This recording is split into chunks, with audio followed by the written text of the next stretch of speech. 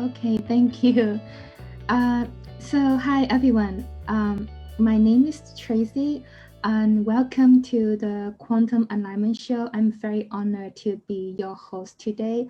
If you can tell me your type and your profile in the chat box, I would really love to, because then I can say hello to you. Okay, so we have 1-3 projector Dana. We have the 4-6 projector Dan. We have a 2-4 generator Cami and Lancy the generator and 1-3 Linder and 3-5 projector Peter and 5-1 projector Martha and many more. Welcome to this Quantum Alignment Show. Hi Bobby, hi Kathleen. So I'm going to start right now. So a little bit about myself. My name is Tracy. I'm based in Hong Kong, and today we are going to talk about the common misconceptions that a person might have when they start learning about human design.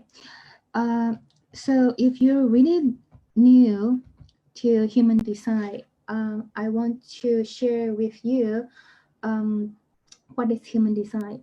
Human design is a system that helps you understand how you are hardwired and how you are influenced. It's basically is a system that tells you why you are the way you are. And with human design, you will be able to learn how to eliminate resistance and negative self-talk in your life and in your brain, and it will help you to make better choices in life. So let's dive right in. And if you have questions along the way, feel free to type in the questions in the chat box. I might not be able to see it when I'm presenting, but I will stop from time to time to see if there are any question that I can answer. So common misconceptions, number 1. If I have more channels defined, then I will be more powerful. So what I want to share with you is some of the amazing people on earth. So here we have, you can see that we have Dalai Lama. Sorry, not Dalai Lama, here. So here we can see that we have the human design chart of Dalai Lama. You can see that he only has 2 channels. This is the human design chart of Garyvee, and you can also see that he has only 2 channels. This is the human design chart of Obama, and you can see that he has only 1 channel. This is the human design chart of Oprah. We can see that she has 4 channels. And finally, this is the human design chart of Lady Gaga, and we can see that she has 5 channels. So what I'm trying to say is that you don't really need to have more channels to be more powerful. To be more powerful, what you really need to do is, number 1, know who you are. Number 2, fully accept yourself. Number 3, take responsibility in your life. Number 4, stop looking outside for validations. And number 5, stop letting anything have power over you. So this is what you need to take to be powerful, and it really has nothing to do with how many channels that you have in your design. So misconceptions number 2, I cannot manifest I'm not a manifestor. So I'm wondering how many of you have these misconceptions, and I have to make my confessions because being a projector, when I first learned about human design, I also have these misconceptions. I thought that how am I going to manifest what I want if I'm a projector? And it took me a really long time to really understand that it doesn't really matter if you are a manifestor or not, because the key to manifestation is not about doing, it's not about initiation. I'm not discounting doing an initiation, but we have to understand that manifestation means that you are in a state where you allow the things that you want come into your life. So manifestation is really not about doing an initiation. Initiation is never the main ingredients when it comes to manifestation.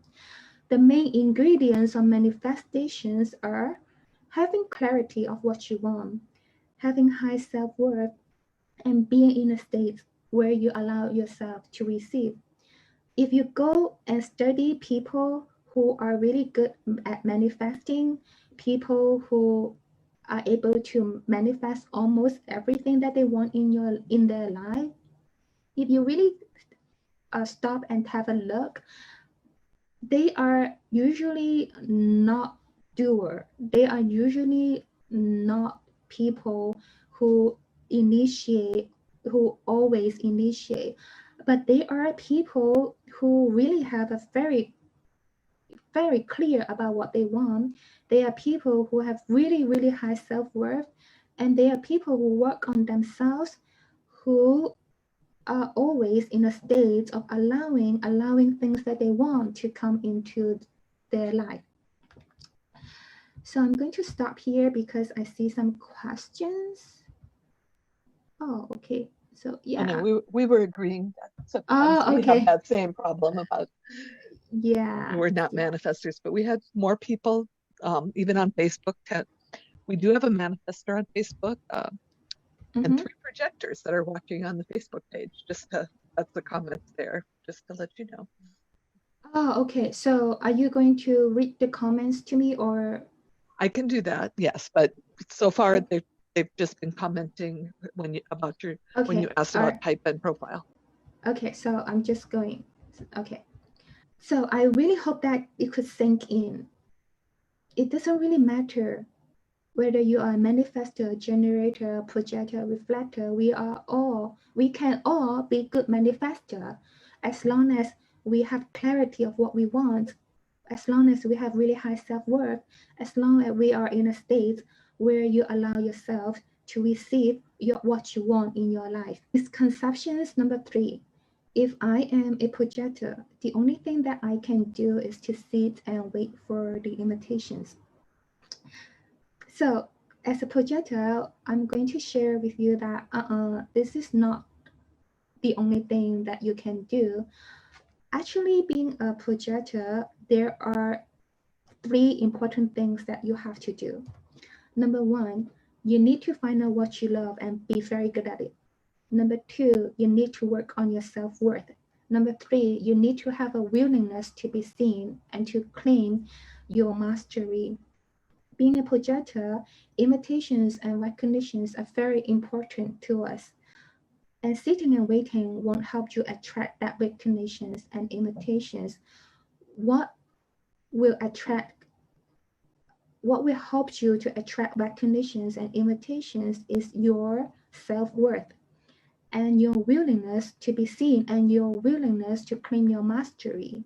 And I want to put really emphasize on self-worth, because as a projector, if you don't value yourself, you are pushing away recognitions and invitations. But if you can stand in your value, if you have really high self-worth, it will make you shine, and it helps you to attract recognitions and invitations into your life. So misconceptions number 4. If I'm generator, the only thing that I can do is sit and wait for my sacral response before I can take any actions. So I seen that we have a lot of generators and manifesting generator here. So I'm wondering if any of you have this concept that the only thing that you can do is sit and wait for your sacral response before you take any actions. This is a little bit of trick here, because actually this is not a misconception. This is the truth. As a generator, what you want to do is to sit and wait for your sacral response before you take actions. But I want to have a little reframe of what that means to wait for your sacral response. I want you guys to look at sacral response from a different perspective. Your sacral response is actually your friend telling you where, what, and who deserve your time and energy. It is not meant to limit your actions, but to liberate you from things and people that don't really deserve your time and energy. So it's actually a wise thing to do to sit and wait for your sacral response before you take actions, because you really want to put your energy and time to things that lights you up. So this is a trick. This is actually a truth. Misconceptions number 5. Only people with the defined emotional solar plexus have emotions. So if you are new to human design, this is our emotional solar plexus. So on the left, this is a person who have their emotional solar plexus open. And on the right, we have people who have the emotional solar plexus defined. And no matter whether you are open or defined, you have emotions. Everyone has emotions. People who have it defined have an emotional wave. People have it open don't have an emotional wave, but it doesn't mean that you don't have emotions. Having emotions is a human nature. Everyone has it. It doesn't matter whether you have it open or not. But sometimes I will have people who come to me who has the emotional solar plexus open, and they tell me that they don't feel emotions, they don't have feelings. But what I see is that they desensitize themselves, because people who has this emotional solar plexus open don't like to deal with emotions. They don't really like to handle emotions, and what they do is they desensitize themselves and they disregard emotions.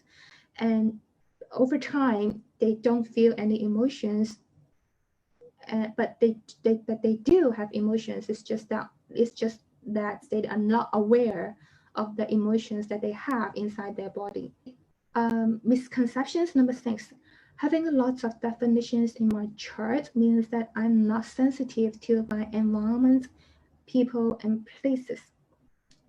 So I think this is a pretty common misconceptions that you will find. Like if you have more open centers, you are more sensitive to your environment, and you have more definitions, then you must be less sensitive to your environment and people and places. But this is actually not true, because it really depends on your configurations.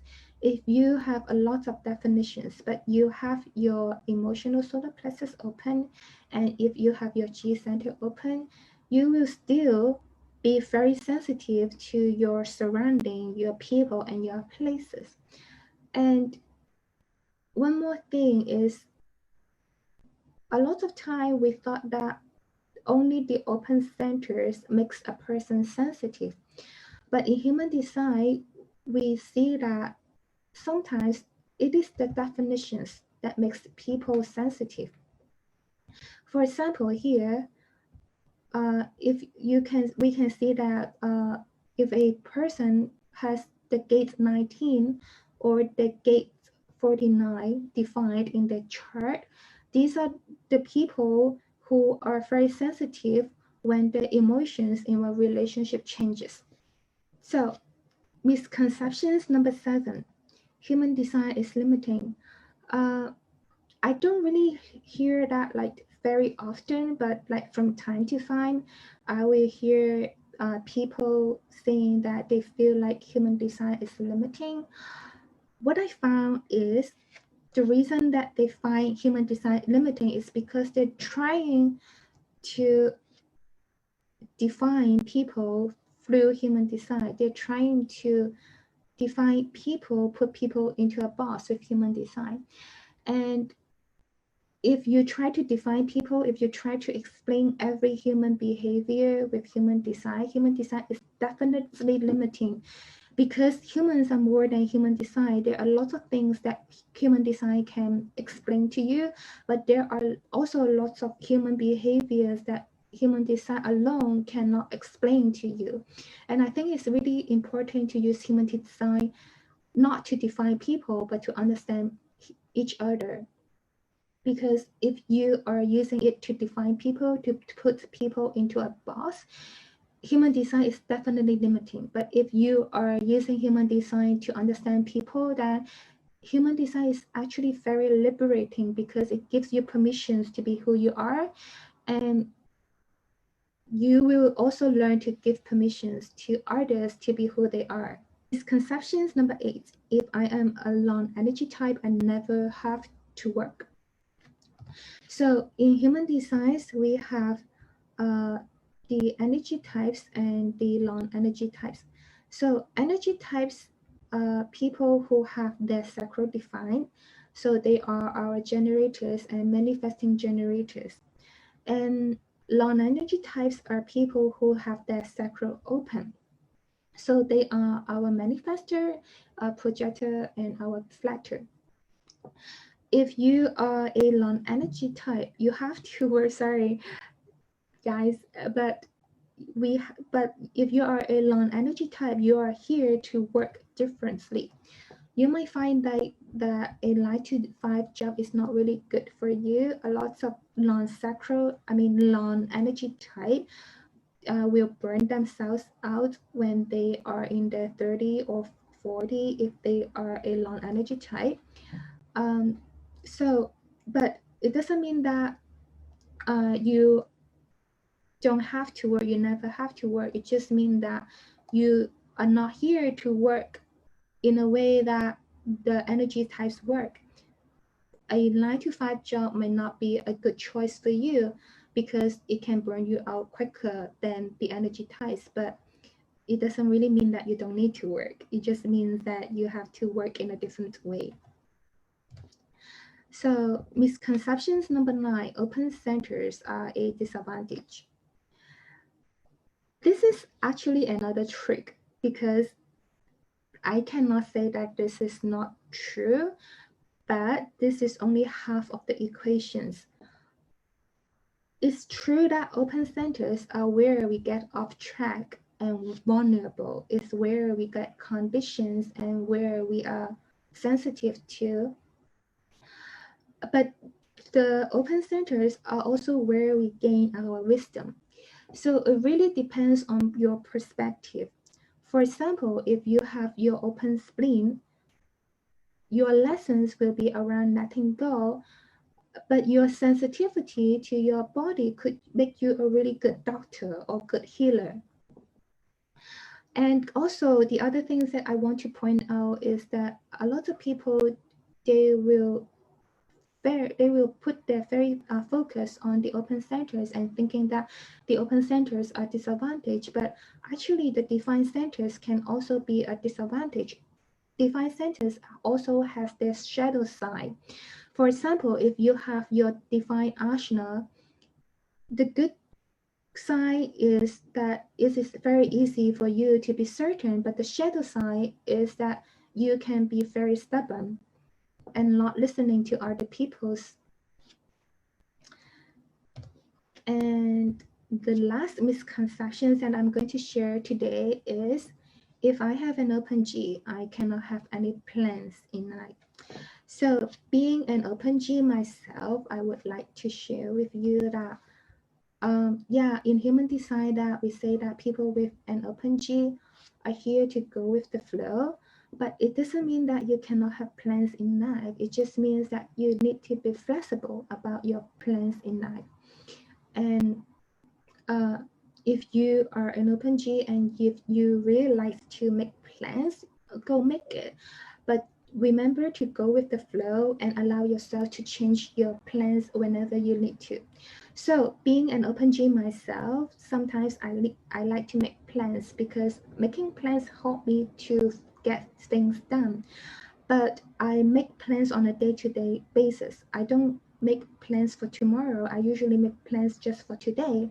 And sometimes I will make plans like for a longer period of time. Maybe I have a plans for 1 month or 2 months. But I will always be very open to any changes, and I will always be very open to make the plans longer than it needs to take. So if you are also an open G, if you are also like to make a plan, just go do it. It won't hurt you. But one thing is really important is to be really flexible about your plans in life.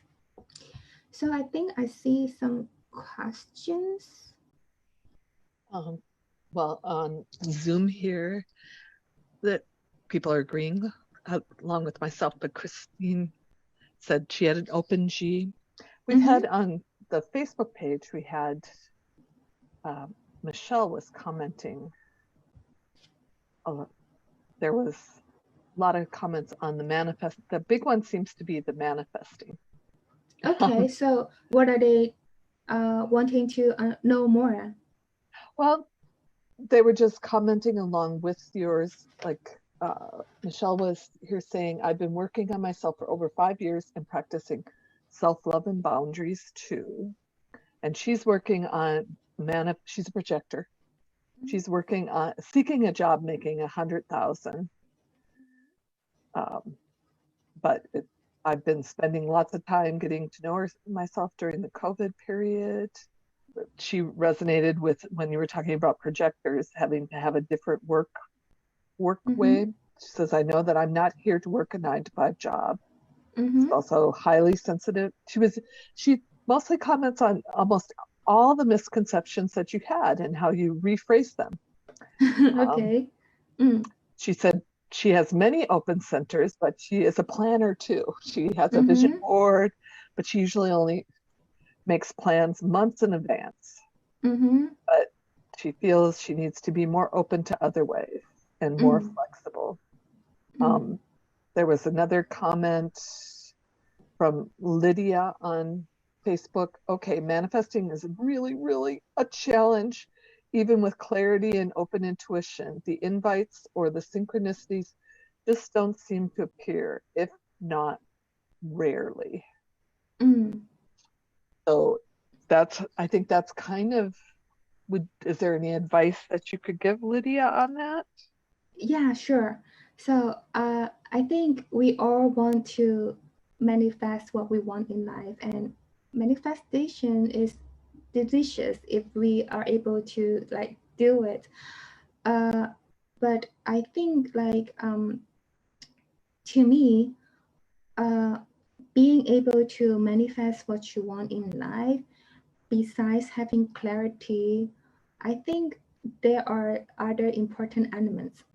And one of the elements is to unblock the limiting beliefs that you have in your brain that is holding you back, and also work on your shadows, meaning work on the traumas that you have, because sometimes you will have traumas that are still haunting you, and it will stop you from manifesting what you want in your life. And also the other things that I think is really important is to expand possibilities. What I mean by that is sometimes we really need to be able to see the possibility of our manifestations happening. So let me clarify. So if you are someone who wants to maybe make 10,000 US dollars a year, but you have never make it in your entire life, and just like having that desire and that intentions in your mind may not be enough, because your brain is not trusting that. Your brain does not trust that you can have that. Your brain is like, no matter how many affirmations that you do in your in your heart, your brain is still not trusting that. So it is really important for you to make your brain to actually trust that you can make that happen. And how can you make your brain trust that you can make it happen is by expanding your eyes, meaning that you find people who you have similarities that you can relate to that actually makes that happen. So just give you like a very down to earth example. For example, if you are someone who don't know how to ride a bicycle, and you are trying to manifest that you one day you will be able to ride a bicycle, and you are doing all the affirmations in your heart that you are one day or in 3 months you are going to ride a bicycle. But the thing is, your brain is not trusting that you will be able to ride a bicycle. So what you need to do is maybe you find someone, maybe your friend who is like you, that who don't know how to ride a bicycle, but now they know how to ride a bicycle. Maybe you find your best friend who is like you, who is unable to to ride a bicycle, but now he can ride a bicycle. By seeing someone who you can relate to doing or having what you want will really help your brain to start trusting that you also can have what you want. So for another example, for example, you are someone who want to manifest a trip to London, and you want to like have it paid for you. You want to have a free trip to London, and you're trying to do all the affirmations in your mind, but if your mind is not actually trusting that, it will not happen. But if you go on Google and you start seeing people sharing how they get free trips to places where they have never been to, if you go on Instagram, if you go on blog, you will see bloggers or YouTubers, they share with you, okay, they have an invitations to go somewhere else to do an interview or do some tasting, and they have all their traveling cover, and it will help your mind to expand possibility and to trusting that, okay, that could happen also to you. So I hope that helps. And if we are looking at our human design chart, we really need to understand that types and strategy are here to help you understand how you shine, how to deliver your gifts, and how you should spend your energy and time. So if you are a manifestor, you will be most attractive. You can be apologetic about doing. If you are a manifestor, if you can just go do what you want, of course you have to inform before you go on to do what you want. If you can be unapologetic and be at peace at people's reactions, you will be in a state of your most attractive state. And being in that state will help you manifest attract what you want in your life. If you are a generator, a manifesting generator, spend your time and energy on things that really lights you up, because spending time and energy on things that really lights you up will help you be so magnetic that helps you to attract things into your life better. And if you are a projector, really work on your self-worth, because when you are standing in your self-worth, this is what makes you attractive, and this will help you attract what you want in your life. And if you are a reflector, have a clarity of what you want, and being at the right place, being at a place that feels good to you, will help you attract what you want in your life. So I hope that helps. They were having another conversation back on Facebook responding, and there was like Lydia was saying that I don't know about other projectors, but I don't really have all that many friends in my life. I usually teach myself. Michelle agreed that, and Philip actually said manifesting, getting a job is not the only way to make the 100,000. You can use your experiences to help others going through similar situations via online courses or podcasts. So there was a question that came up, and then I think on Zoom we had some, but Gioletta on Facebook said, is having confidence linked to any center? I have an open heart, will, and G center. So her question is, she's wondering if she has an open heart and open G, and that makes her less confident? Yes, that's part of it. Or is there a center that's really related to confidence? In my experience, there's no center that relates to confidence. You can have confidence no matter what configurations that you have. But having said that, with an open G, you might lose your confidence because you are spending all your energy trying to prove your lovability. And with your open will center, you might lose your confidence because you are seeking validation from outside. I was just checking the comments in Zoom, and not seeing as many questions as I am seeing the comments on definitely clearing self-limiting beliefs around self-worth and scarcity tend to muck up manifestation powers. Okay, so does it need to be seeing possibility externally, or can one use visualization to see possibility that can help the brain trust it's possible? See, that's an Ashna question.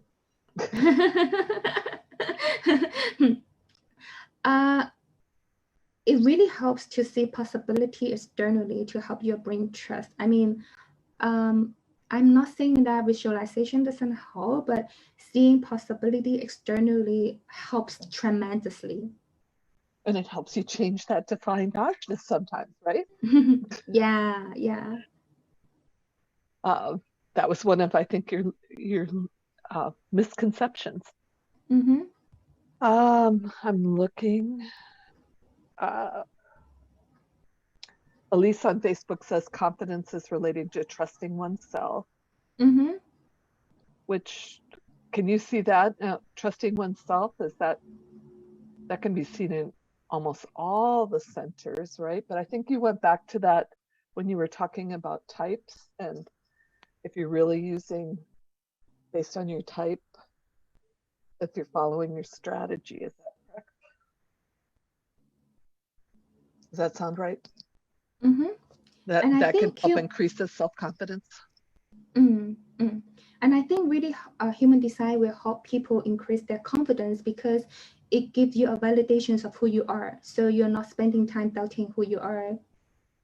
So I think it really helps. Human design really helps people to boost their confidence because you know who you are now and you know how to trust yourself. We had a question come in on Zoom from Dana. Do projectors take longer in general with life changes, the big choices, because we're building up self-worth and limited in energy? Yeah. I think so. It projector could take longer in general with life changes. Yeah, I think you're correct. And that's speaking from a projector standpoint, right, Tracy? You're a projector. Yes, I'm a projector. Yeah. So here was a question, that was a state. I'm looking for questions. 2020 is like an inner validation ascension crash course. Lots of decisions to be made and many chances to strengthen your discernment muscles. Do you agree with that? I mean, this past year, that discernment can help. Let's go with discernment. Can discernment, using your human design, can that help with discernment? So that, do you think that? Yeah, I think knowing your human design really helps, because you know how you are conditioned. So, for example, me having the Open G Center the past year, I sometimes got distracted because I don't really know which directions that I need to go, and what is happening in the world and in Hong Kong really sometimes can take me off my track. But because I know human design, and because I know that this is a common experience for for people with the Open G, now I have the awareness to see how I get off track, and then I will be able to, and I have the ability to pull myself back on track. Well, thank you. I like that way of looking at it. Mm-hmm. From another Open G person. Peter asked, in your presentation, you mentioned people who have the gate 19 are more sensitive. Could you elaborate on that, please? If you have the gate 19, the gate 19 is the gate about being sensitive to people's need. So people who have this gate are really sensitive to the needs of others. Generally, people who have this gate, they can sense what people's need, and they like to provide what people's needs. So this is their sensitivity, and they can read, and not just the people with the gate 19, but also people with the gate 49. They're very sensitive to the emotional changes in a relationships. So it's like if some people emotions, like they have a fluctuations, people with the gate 19 can feel that fluctuations. They might not amplify it if they don't have the open emotional solar plexus, but they can still feel the changes, the fluctuations in the emotions. So we still have some time if people have more questions. So if people don't have questions, do people have questions? Or if people don't have questions, then I'm going to answer the questions that I got through emails. Cool. So far, I don't see new questions. Let's go with the email question. Okay. All right. So this is a question from Cindy. So this is her chart. Cindy asked, I'm a 26 years old MG, and sometimes I feel I don't really know what I want, who I am, and how to make a decision. Is this rooted in the open root center, or maybe also the speed definitions? So looking from your chart, you have the open root center. So if you have this center open, you will have a tendency to spend your time and energy helping people finishing their stuff. So it could be one of the reasons why you don't really know what you want. If you are someone who are used to spending all your time and energy doing other people's work instead of yours, but from your chart, there are other indicators where it might be what contribute to your current situation of not knowing what you really want and who you are. So a few indicator is here. You can see that you have the gate 63, which is in your Saturn. So 63 is the gate of questioning, and it's also a gate of doubt. People with this gate can doubt themselves a lot. So if you happen to doubt yourself a lot, it could be the reason why you feel like you don't know what you want. It's not because you don't know what you want, but you are doubting yourself. And The second indicator is the gate 64. Here, with the gate 64 in your moon, gate 64 is a gate about big pictures. It is also a gate that can bring confusions to a person's life. So if you have this gate in your chart, it is easy for you to feel confused about what directions to take in order to have what you want, because you have such a big pictures in your mind that you want to bring it into manifestations, and you're confused what directions that you need to take in order to bring your dreams, what you want into reality. And the third indicator where I see that might contribute to what you're feeling right now is that in your chart, you have the channel 1034. So 1034 is one of the channels in the centering circuit. And you also have the gate 27, which is part of the defense circuit. So people who has the centering circuit as well as the defense circuit at the same time in the chart, sometimes we experience a tug of war in their hearts, because with the channel 1034, they are driven to do what they want to do. But with the gate 27, they really want to take care of their loved one and their families. So what happened with you having this configuration is you might have a tug of war of, you don't really know whether you should just go do what you want, or you should spend time taking care of your family and your loved one. You have like a tug of war, because when you spend time doing what you love, you have a guilt inside of you that you feel guilty that you are not being able to fulfill your responsibility. But when you spend your time fulfilling your responsibility, you have an unhappiness inside your heart because you don't have time to do with what you want. So this is a third indicator that might contribute to your current situation. And there are other indicators, but I'm going to say one more indicator where it might contribute to your current situation of you don't know what you want, is being a MG, you are by design multi-passion. So I'm wondering, are you trying to stick to just one thing? If you have a beliefs that you need to find the one thing, and if you don't find the one thing, it means that you don't know what you want. Because being an MG by design, you're not meant to stick to one thing.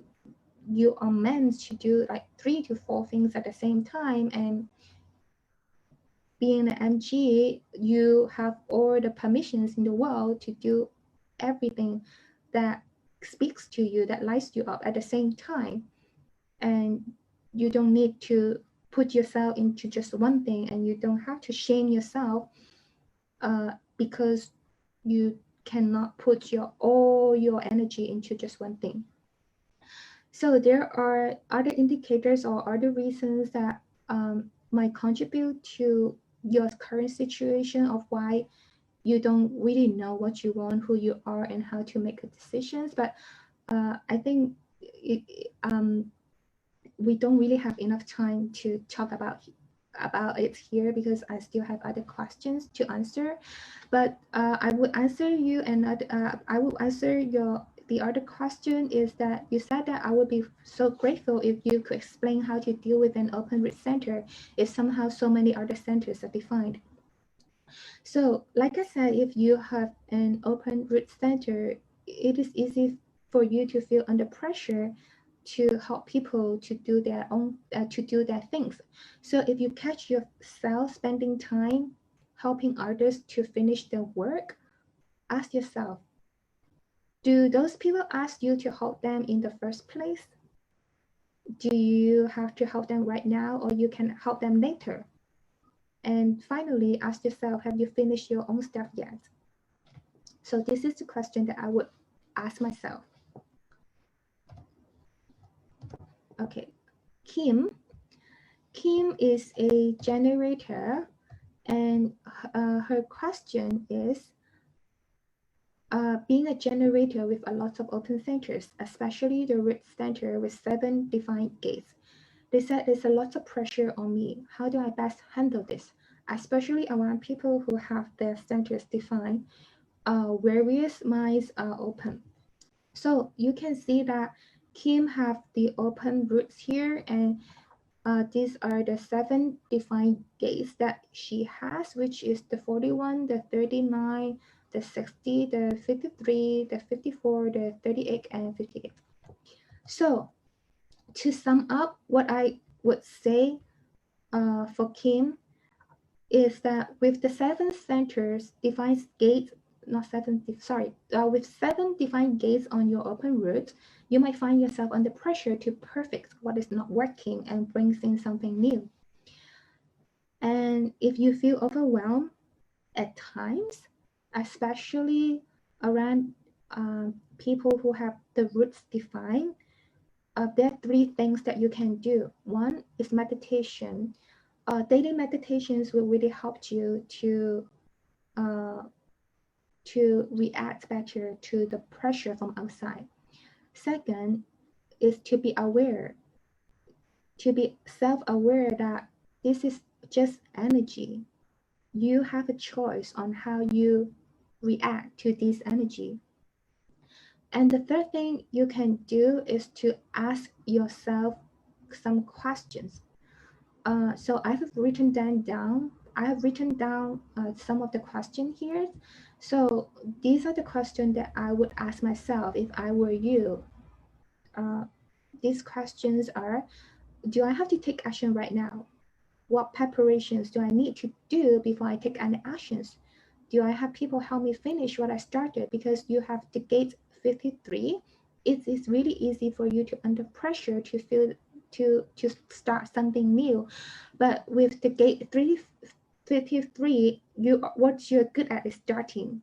You need someone who helps you to finish it. So before you start, ask yourself, do you have people here to finish, to help you finish what you have started?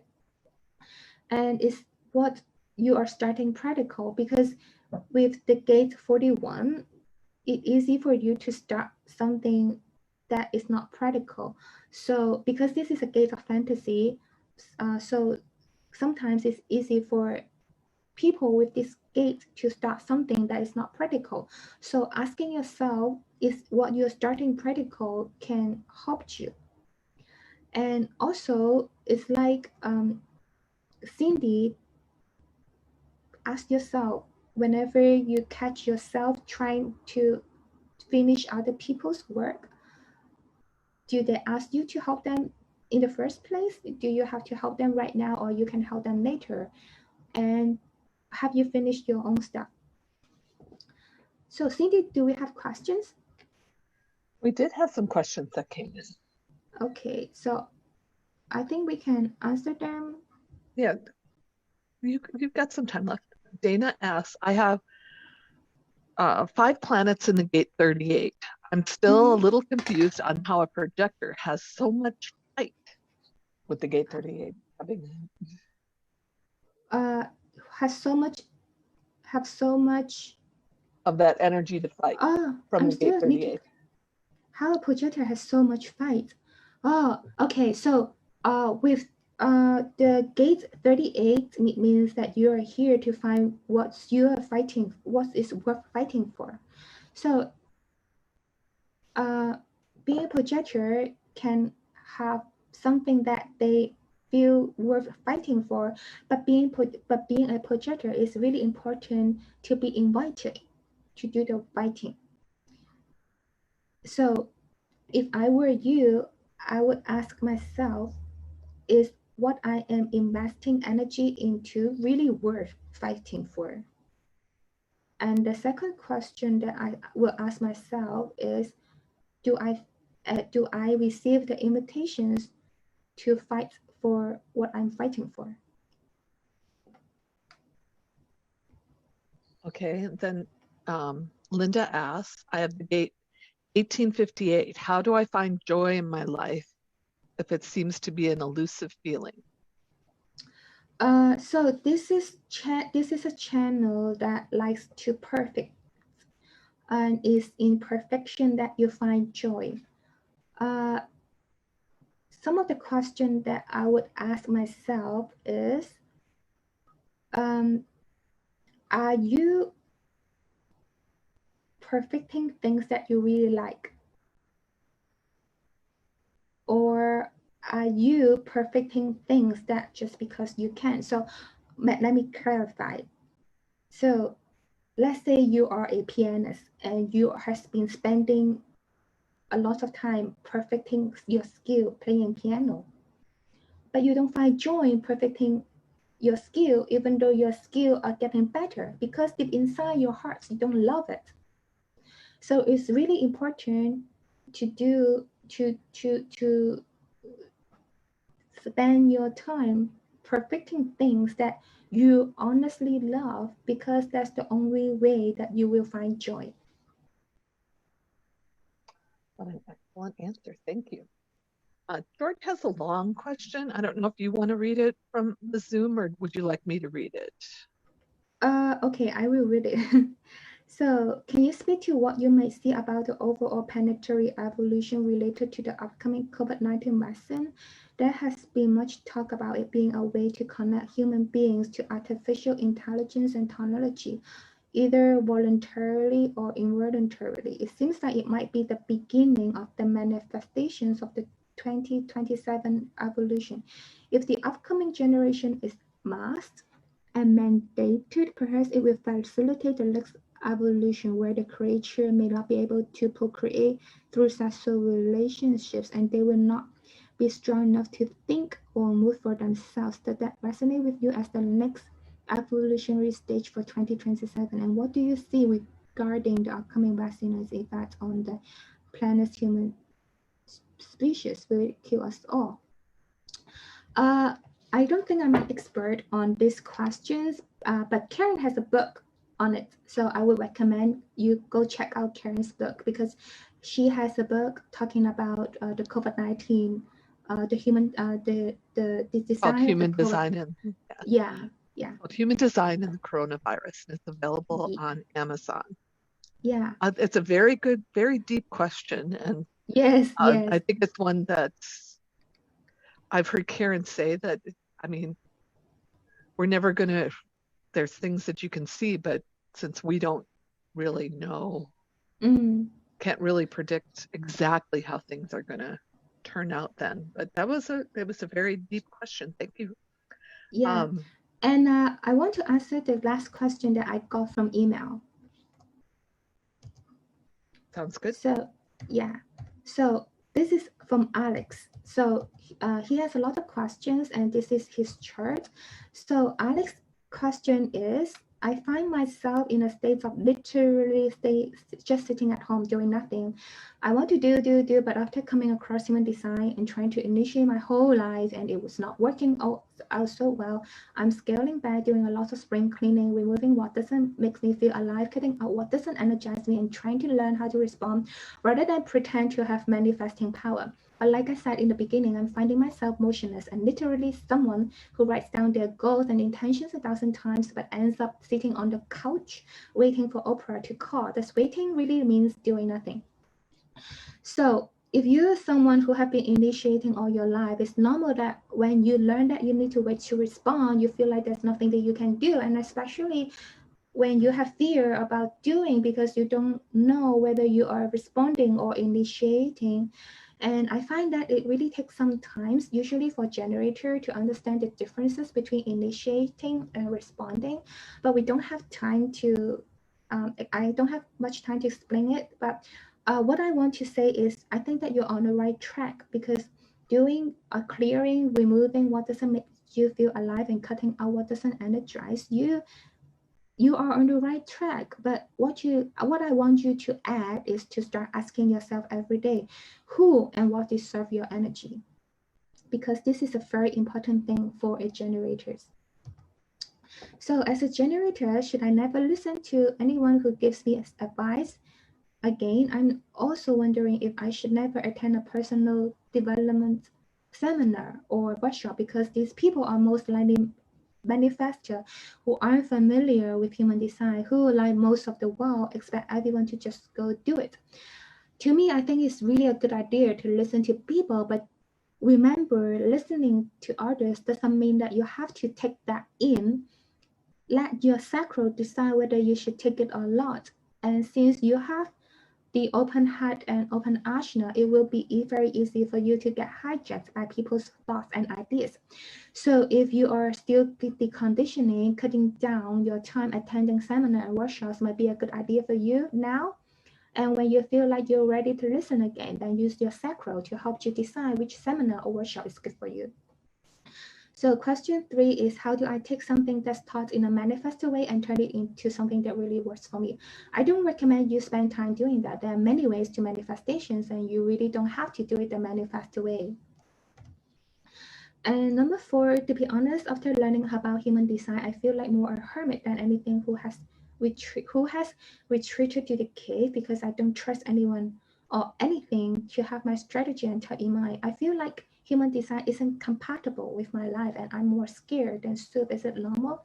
Yeah, it is normal, because most of us, the only way that we know to manifest what we want is by doing and initiating. And now human design tells you that what you need to do is to respond instead of initiate. It's normal that you feel like it is not compatible with your life, and it's normal that you feel scared and so, because you have a lot of fear in your heart that you won't be able to manifest what you want in life. But I hope my previous presentations will give you some comfort. I mean, early presentations will give you some comfort. And lastly, how do you go set if you are a generator? I feel immobilized because I have to wait, and I'm not entirely sure what that really means in everyday life for the average person. Or put another way, how do I take a design of mine and intentions and move it along without initiation? So what I really would recommend you to do is to spend all your time and energy doing what lights you up, what makes your body sing, because the more you do that, the more magnetic you will become, and more easier it will be for you to manifest what you want. And when you are doing what you love, hold your intentions and your desire in your mind, because thoughts attract. And if you are in a good mood and if you hold intentions in your mind, you are actually hoping your manifestations. So this is what I would say. So I think we're at the time. I want to say, I love that last part you said, Tracy, and it kind of summed up the whole thing, because we've had a lot on manifestation that, you know, depending for all types, if you're do what you have to do, what lights you up, so that brings your attraction field. Right? Is that right? That's what I got from your last paragraph. Of course, I'm a generator, so I'm going, yes, yay. But I really like that. Did you have final things that you wanted to say? I mean, it was I want to thank you. And there's been many thank yous and for all the information you shared on the misconceptions and things that have come up. I hope that I'm honored to be here, and I hope that it helps you to demystify and makes your human design journey easier. So I hope you have everything that you want in your life, and I hope you on your way to be a good manifestor. Yeah, so thank you so much, everyone.